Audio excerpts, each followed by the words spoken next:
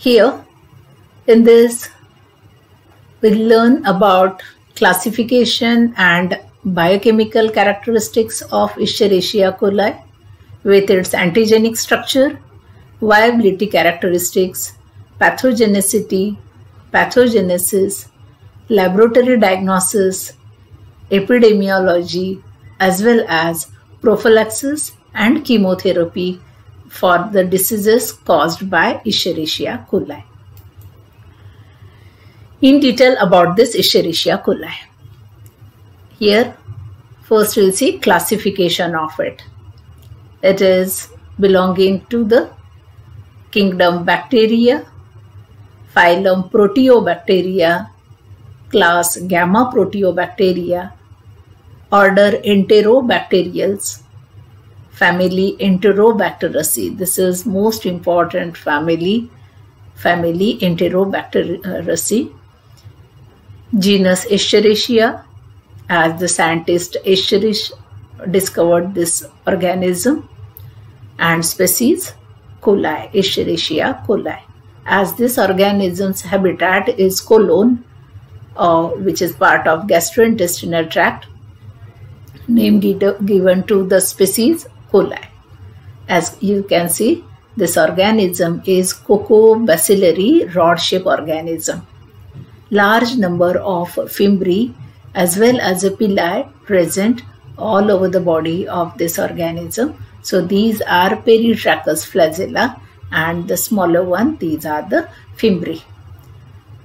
This organism is facultative anaerobic microorganism. That is, it can grow in the presence of oxygen as well as somewhat anaerobic microaerophilic condition also this organism prefer for its growth. It is found in gastrointestinal tract of humans and as well as all other mammals. It is gram-negative organism. It is rod-shaped with rounded ends. This organism unable to form spores, so non-sporulating. It is approximately 2 to 6 micron in length and 1.1 micron in diameter. And as you know, they are motile, sluggishly motile by their peritracheous flagella. Microcapsules also present. Microcapsule, one thin slime which covers this microorganism. Microcapsule, it made of acidic polysaccharides. Large number of fimbriae pili, they are present, and there are different kinds of fimbriae. These are fimbriae, while these are the flagella. These fimbriae vary in structure and antigenic specificity. These are filamentous, proteinaceous, hair-like appendages surrounding the cell in varying numbers. Fimbriae are either chromosomally or plasmid encoded. They exert host or organ-specific adhesion properties, and there are up to 1000 fimbriae present all over the body of this organism.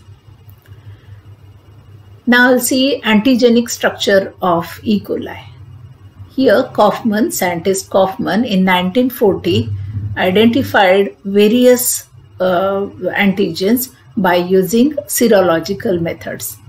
The outer membrane is with phospholipids, lipid A and proteins, from which protrude the polysaccharide, that is LPS chains, which are overlaid by capsular polysaccharides, that is CP.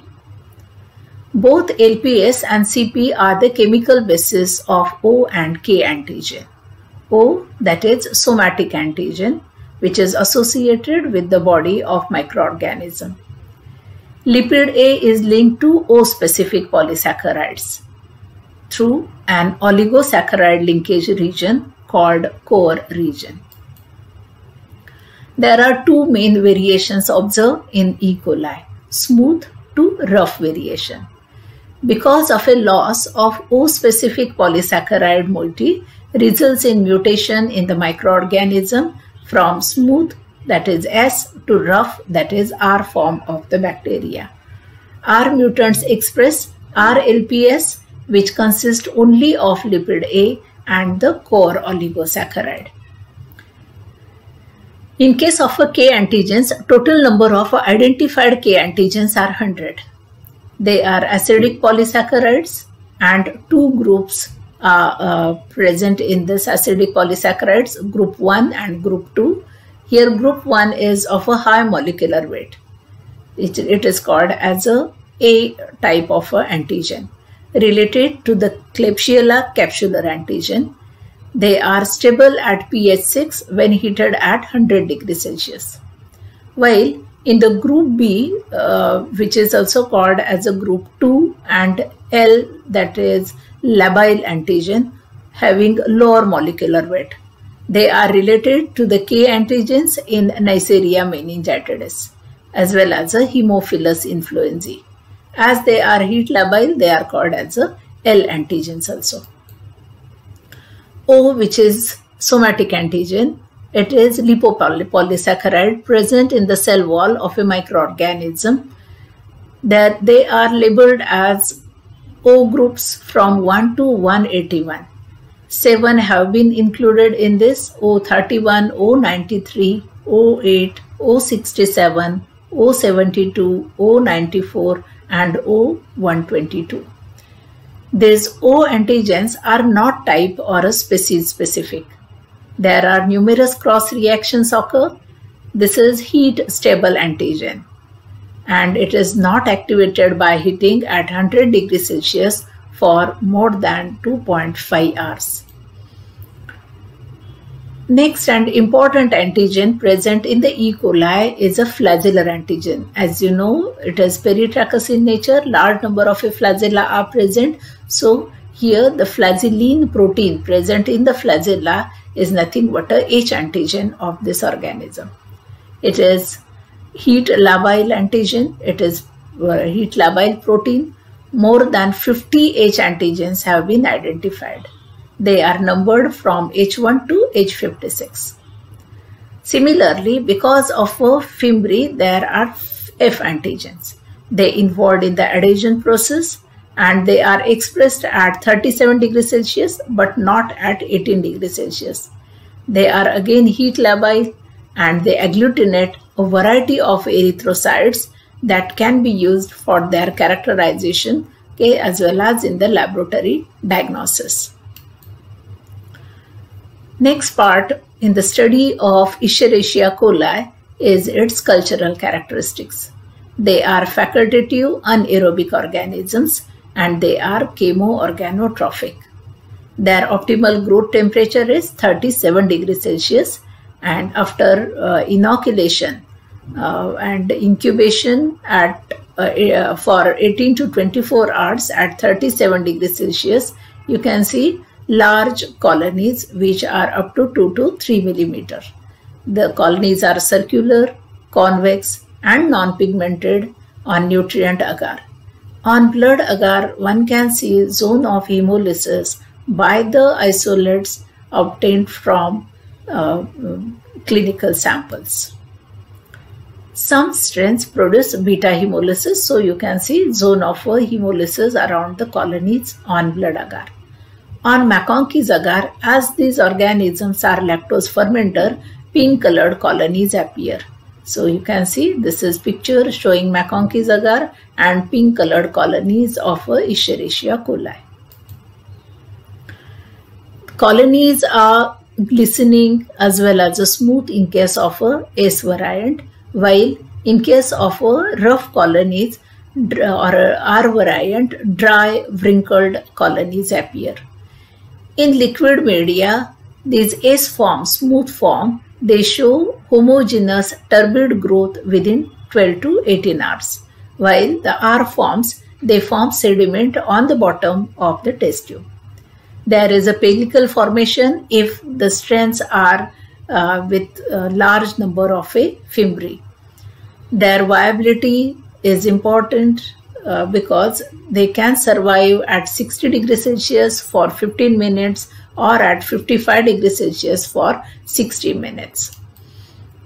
Various biochemical tests are used for identification of E. coli. First one is a test for enzyme catalase. These E. coli species, they are catalase producers, so test is positive. Second test is negative for oxidase. Then IMVIC test, from that methyl red test is positive as this organism produces large amount of acid. Voges-Proskauer test or a VP test is negative, while OF test, oxidative fermentative test, is positive. That is, they show fermentation of various types of a sugar, so acid and gas is produced, so this test is positive. From IMVIC, the indole production, that test also positive. And the last test in the IMVIC category, citrate utilization, that test is negative.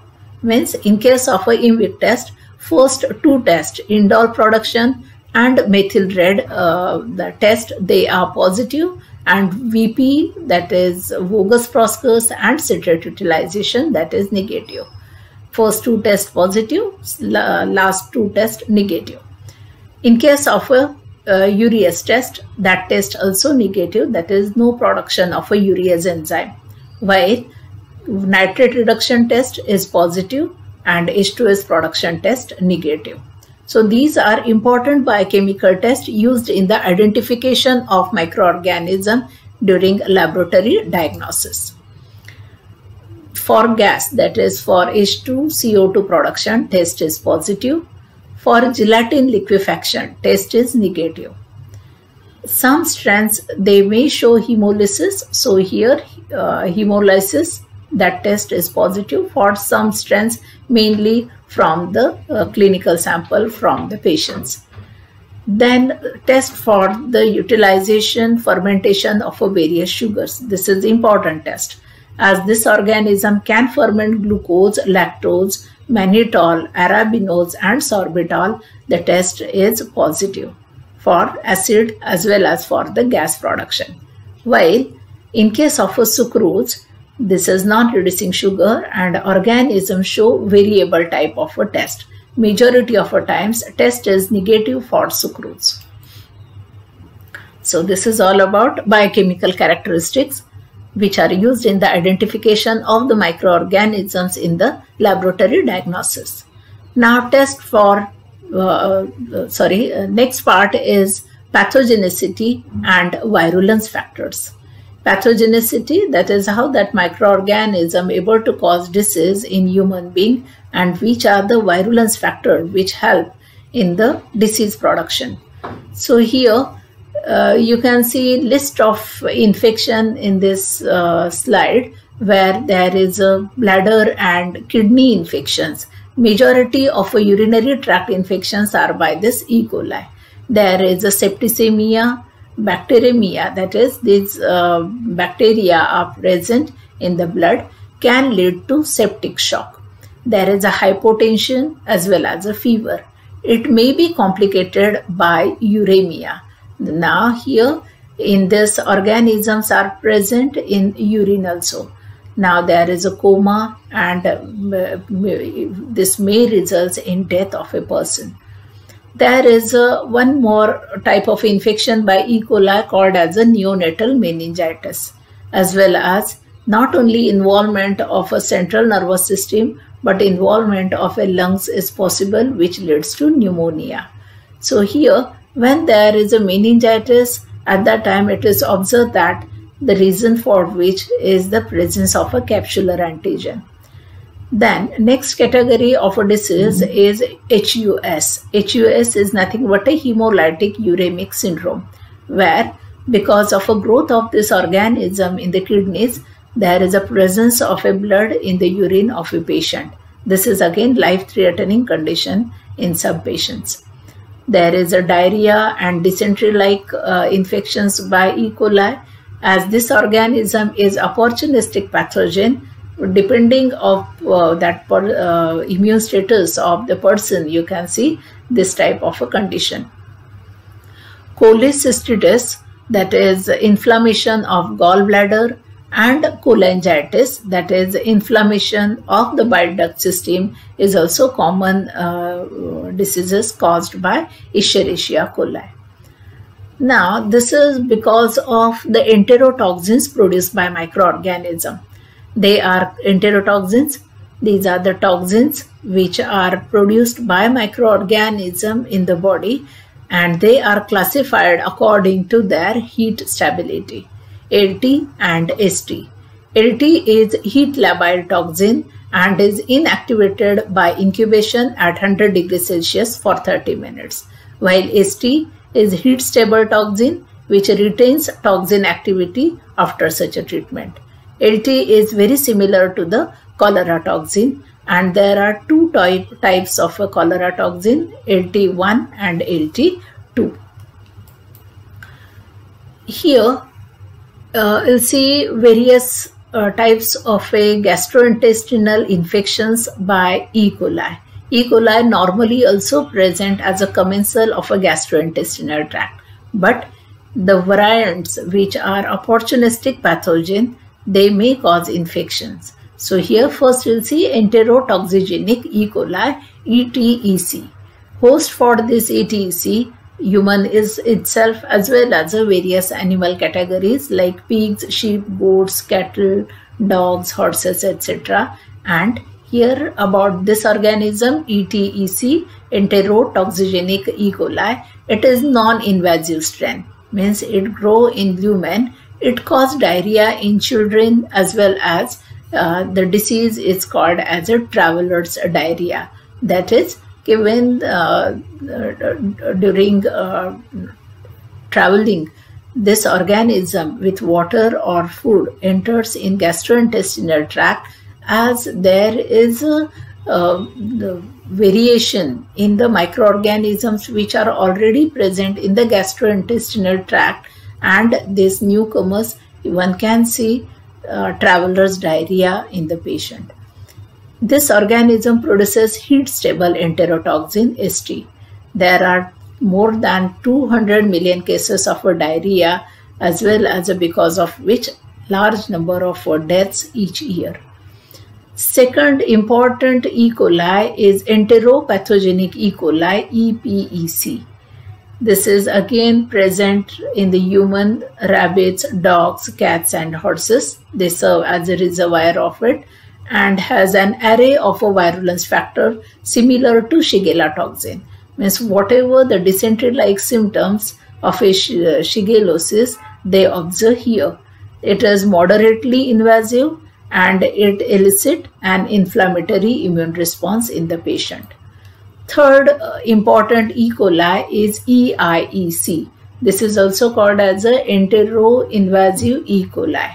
This found only in human, and it causes a syndrome that is identical to shigellosis with profuse diarrhea and high fever. Lastly, enterohemorrhagic E. coli, EHEC. This one again present in human, cattle and goats, and as name indicates, there is a presence of a blood in the stool, in the feces of a patient. The most famous member of this virotype is strain O157 and H7, that is O somatic antigen, H flagellar antigen, and number 157 and 7. This causes bloody diarrhea in the patient. The first one, enterotoxigenic E. coli. The pathogenesis is like this. This is the organism which enter in the lumen, in the gastrointestinal tract of the person. With the help of their fimbriae, with the help of their villi, they first adhere to the brush border of the gastrointestinal tract. These are mucous cells, epithelial lining of a gastrointestinal tract, and here to the brush border, this organism first get adhere. It produces enterotoxin. That enterotoxin enters in the cells. This affects on cyclic nucleotides and other mediators regulating secretions. These secretions are of various electrolytes containing sodium, water, potassium, carbonates, etc., and they efflux out in the lumen of that person, and this results in the diarrhea. So this is a symptom in case of a cholera as well as a shigellosis like diseases, and you can see diarrhea because of a Escherichia coli in the patient by enterotoxigenic E. coli. In case of a uropathogenic E. coli, here this organism causes infection of a urinary system, and the virulence factor presence of a type 1 and P type of a fimbriae. Toxins produced here are cytotoxic necrotizing factor C and F.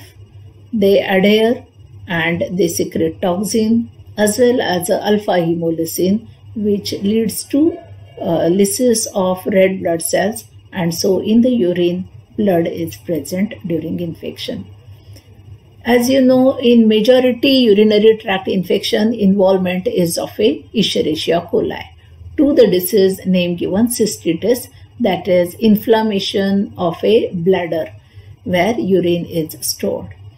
The bacterial cystitis occurs when bacteria enter urethra or bladder and cause an infection. There is one more disease caused by E. coli, pyelonephritis. This is nothing but an inflammation of the kidney. This is catheter-associated urinary tract infection where E. coli is the single most common pathogen for UTI syndrome. Here, pregnant women are always at risk for developing pyelonephritis, that is inflammation of the kidney. Cystitis, as you know, inflammation of the bladder, and there is a erythema, that is a reddening where infection occur, as well as there is a swelling. Cystitis is more common in women due to their shorter urethra, and symptoms are there is a polyuria, that is frequent urge to urinate. There is a presence of a bacteria in the urine, so urine becomes cloudy as well as it is strong smelling. Blood may present in the urine. There is a low-grade fever, sensations of a pressure or a bladder fullness, cramping in abdominal in the abdomen, that is in gastrointestinal tract, as well as a cramping in back. If bladder infection spreads to kidneys, there is a nausea, vomiting, back or side pain, as well as a chills. In case of a pyelonephritis, that is inflammation of kidney, it is life-threatening condition. Initially high-grade fever up to 102 degree Fahrenheit. There are shaking chills. There is a pain in abdomen, back, side, as well as in the groin. There is a fatigue, painful or a burning urination, nausea, vomiting, and like first, cloudy urine because of a presence of a bacteria in the urine. As this is pyogenic infection, pus may present in the urine, blood also present in the urine. And here the smell or odor of urine is fishy. This is again one more symptom of this disease. In case of a hemolytic uremic syndrome, HUS, this is because of a involvement of a blood vessels present in the kidneys. They get damaged, they get inflamed, and now blood is present in the urine. There are formation of a large number of clots of a blood in the vessels. These clots clog the filtering system in the kidneys, and this lead to kidney failure also. Again, this one is a life-threatening disease of the kidney. Not only this, E. coli is involved in the meningeal infection. So, to the disease name given, acute bacterial meningitis. It is common cause of a meningitis in newborn and is associated most frequently with prematurity. That is, in premature birth of the fetus, involvement of this E. coli infection. E. coli meningitis can be acquired during birth and can develop secondarily after infection in another body site, such as in cases of a infected circumcision wound. That is, not only infection of a wound is a serious part, but because of which possibility of a meningitis in the fetus after birth. So this is all about various diseases caused by Escherichia coli. Now, how to identify that this disease is by E. coli, and it is nothing but a laboratory diagnosis. Here, determination of the number and type of bacteria in the urine is main part. So this is by various methods we can find out number of microorganisms present in the urine. As this organism normally also present, we have to check whether the number is increased or not during a disease state. In asymptomatic patients, bacteria are usually present in the urine in large number, that is more than 10⁵ organisms per ml. Now, here when organisms reach 10⁵ per ml of urine, which is obtained by catheterization, this usually indicates infection because this is normal commensal. So, increase in number indicates possibility of the infection by E. coli. You can use culturing method where inoculate that urine sample on blood agar and see whether there is a zone of hemolysis or not. At the same time, one can culture them on McConkey's agar and observe lactose fermenting pink colored colonies. Third media, XLD, which is for gram-negative organisms, can be used for the same purpose. Biochemical test, as you know, various sugar fermentation test, various enzyme test, IMPIC test, they can be used for identification. This organism is lactose fermenting. This organism is able to produce certain types of a indole like substances by using various media like peptone water, etc. That test can be used as a biochemical test. Serologic test can be used. These are used for determining the clinical significance of an isolate and for epidemiologic purpose. In asymptomatic patient, laboratory diagnosis is slightly different. We have to collect 2 consecutive urine specimens should be examined bacteriologically before therapy is instituted. 10⁵ bacteria of a single species per milliliter should be demonstrable in both specimens. Next part is of epidemiology. That is, here we have to consider spread of disease, and it is estimated that more than 73,000 illnesses are observed due to E. coli O157 strain number each year in US, leading to number of cases of hospitalization as well as deaths. It is important cause of acute renal failure in children. It is commonly found in the lower intestine of a warm-blooded organism. It is commensal, mostly harmless, but some can cause serious food poisoning. Some organisms which are STEC, that is Shiga toxin producing E. coli, cause severe foodborne disease. And primary source of this organism is uncooked or a undercooked type of a meat products, raw milk, as well as a fecal contamination of vegetables. In most cases, the illness is self-limiting, but it may lead to life-threatening disease, including HUS in young children and elderly. So, how to prevent these infections by E. coli? As you know, it is commensal, it may contaminate environment. In hospitals, opportunistic Enterobacteriaceae family members are commonly transmitted by personal instruments or parenteral medications. Their control depends on hand washing. This is very important. Rigorous asepsis, sterilization of equipment, disinfection, restraints in IV therapy, and strict precautions in keeping the urinary tract sterile.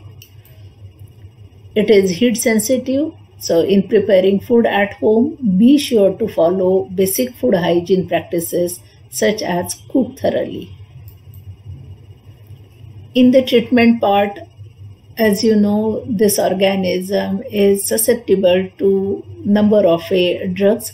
Antibiotics can be used for the treatment, but nowadays multi-drug is major problem, so antibiotic sensitivity tests are essential.